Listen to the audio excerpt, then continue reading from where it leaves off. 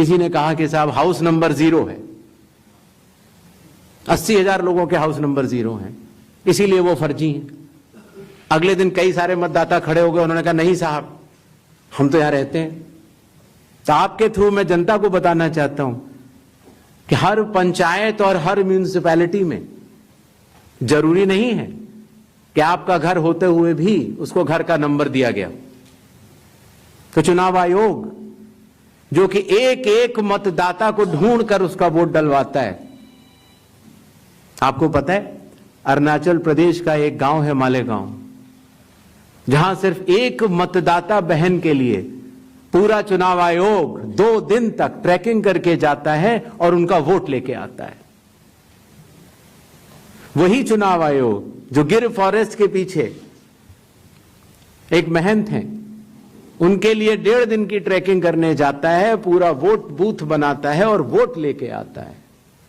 उस कर्मठता से, और आज से नहीं 75 सालों से, उस विरासत से, कर्मठता से कार्य करने वाले चुनाव आयोग के ऊपर अगर निराधार आरोप आप मतदाता सूची और मतदान को मिला के और जनता के सामने अगर ये कहें कि चोरी हो रही है, तो ये गलत बात है।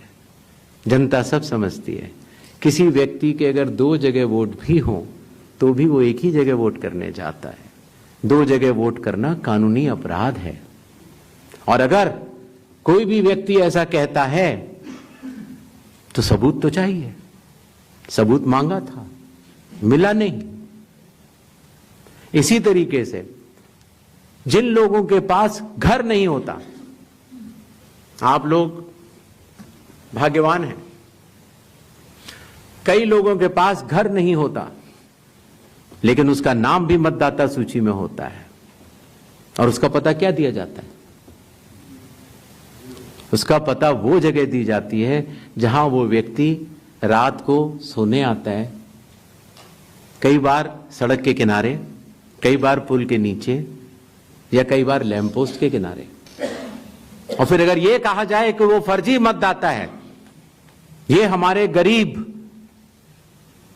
मतदाताओं, बहनों, भाइयों और बुजुर्गों के साथ एक बहुत बड़ा खिलवाड़ है।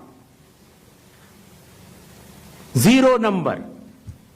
आपको पता है इस देश में करोड़ों लोगों के घरों के पते के आगे 0 नंबर है।